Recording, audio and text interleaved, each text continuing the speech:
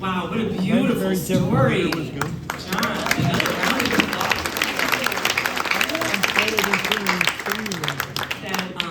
It kind of choked me up a little bit listening to that one line.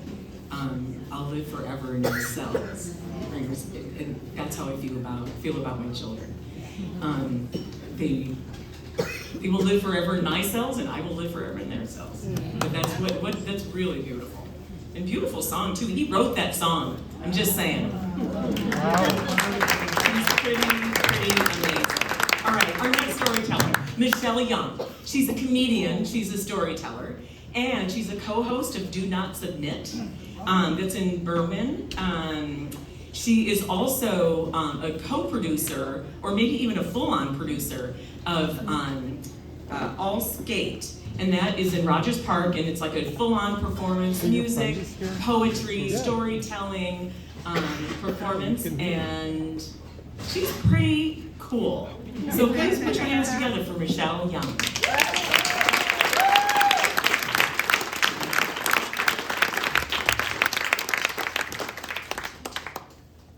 It's nice when somebody calls you cool. It's like being a virgin at my age. That's not cool. Hang gliding, skydiving, rock climbing. These are not things a new mom typically does, right? To say I was freaked out when my partner and I had our kid would be an understatement. I chose to manage my fear around being responsible for a new baby by participating in death-defying feats every 3 months until my daughter was a year old. As we know, there's no real manual for parenting. What to expect when you're expecting needs a sequel. Some titles I can think of: What to do when you realize this baby won't save your marriage.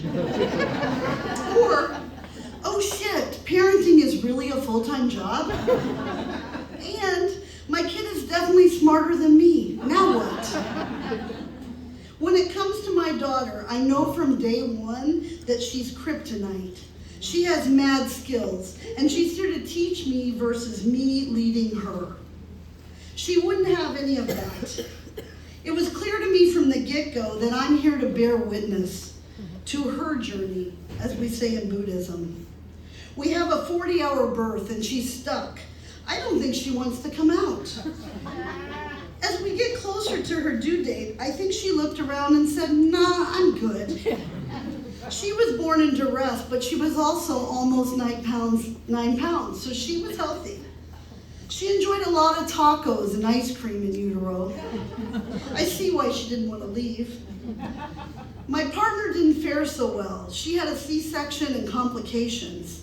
She was on bed rest for 6 weeks and couldn't carry or pick up our daughter for 2 months. By month 3, she was adjusting, and I'm ready to take a break.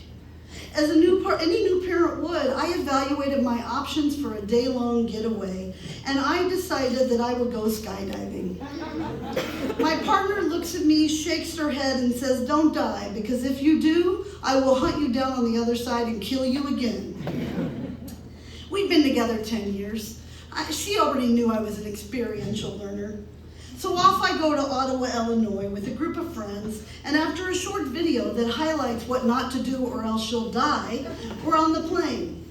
The plane is louder than I expected. We ascend to 13,000 feet, and everyone has their jump buddy with them. This is a person that attaches to you. The videographer opens the door, the wind blows in, and there's no going back. Oh, I'm sure I could have cried and said I can't do this, but for me, there's never any going back. At 59, I still have no regrets. Thinking about getting a tattoo. Maybe not.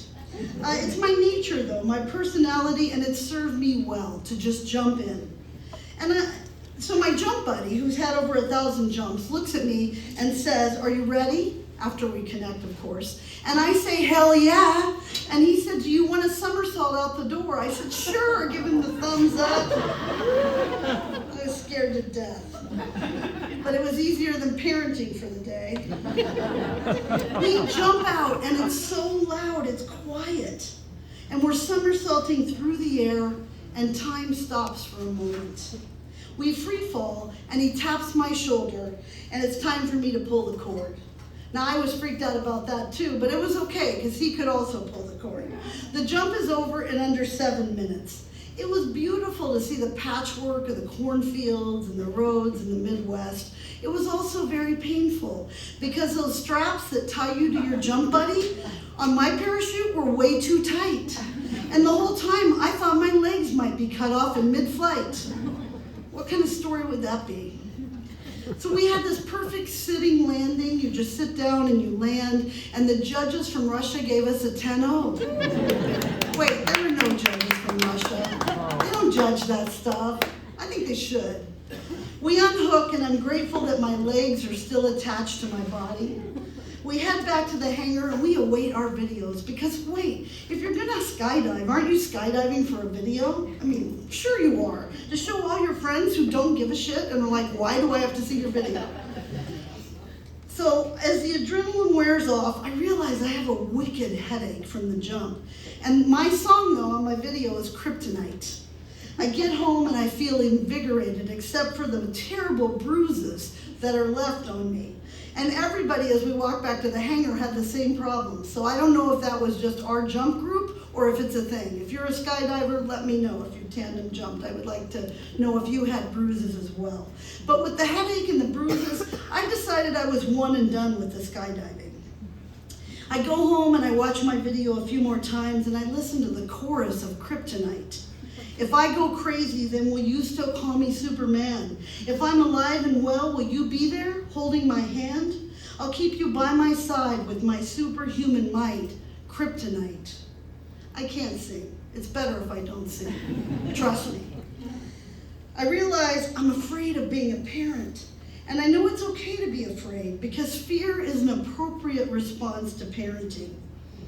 Any reasonable person would be afraid. I just chose to channel my fears through these adventures. 3 months go by, I hang glide in Michigan. I rock climb in Wisconsin 3 months later. And to finish up my year, I decide to whitewater raft the 25-mile-long Gauley River in West Virginia. This river is the top 5 hardest rivers in the world. And I've only rafted like one other time, so go figure. There are 100 rapids, and the guy keeps saying as we go down each chute, if you fall out here, you might die. And I think he said it like 25 times.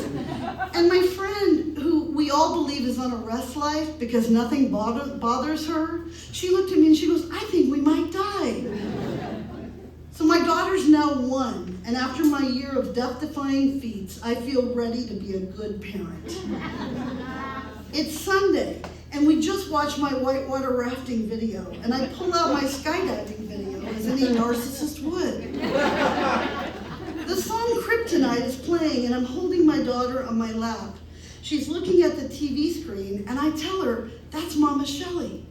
Her eyes get really big, and then the chorus plays, if I'm alive and well, will you be there holding my hand? She grabs my hand and holds my finger and smiles. We have this connection. At 3, my daughter starts butt painting. You know, it's like finger painting, but with your butt. At 7, she's designing and making dresses during the Academy Awards, and she models them for me. 4 in one show. At 11, she begins to transition. First to they, them, and then to he. Their body dysphoria is so bad that they're cutting themselves and they're starving themselves. They're suicidal, and we think we might lose them. And I reflect back to my skydiving, and I know it helped me prepare for my parenting journey, because nothing is scarier than thinking your child might take their life. And I feel so helpless. I can't control how they feel. I can't make it all okay. My Superman capabilities, my kryptonite, feels like it's left me. At 13, my son changed his name, and he started taking testosterone, and his body dysphoria gets a little bit better. He still has extreme anxiety, And at least a few nights a week, we have to leave the house after midnight and drive around on the expressway so that he can calm down. And when we drive, I find that I touch his arm and we hold hands. And I think again of that Kryptonite song. I'll be there, I'll always be there holding your hand. And I discovered that my parenting superpower is being there, just bearing witness. My son is now 21 and he lives in Boston. And I saw him recently and his eyes were happy. Even in the midst of everything going on in the world, his eyes were happy. And he told me that his friends can't believe that he was ever born a girl. And he smiles. He's come full circle. And he laughs. His eyes have this glint in them that he had when he was a kid, when he was butt painting. When he was designing dresses. And he looks like, it's a little mischievous, like he's up to something. You know, he has a story to tell. And now he goes by he, she, and they. And me, I'm back to doing crazy adventures. I'm gonna be 60 this year, no regrets, and guess what I'm gonna do? I'm gonna do a tandem jump, base jump in the Moab Desert. And I can't wait to see what song they pair with my video, which I hope you'll all watch with me. Thank you.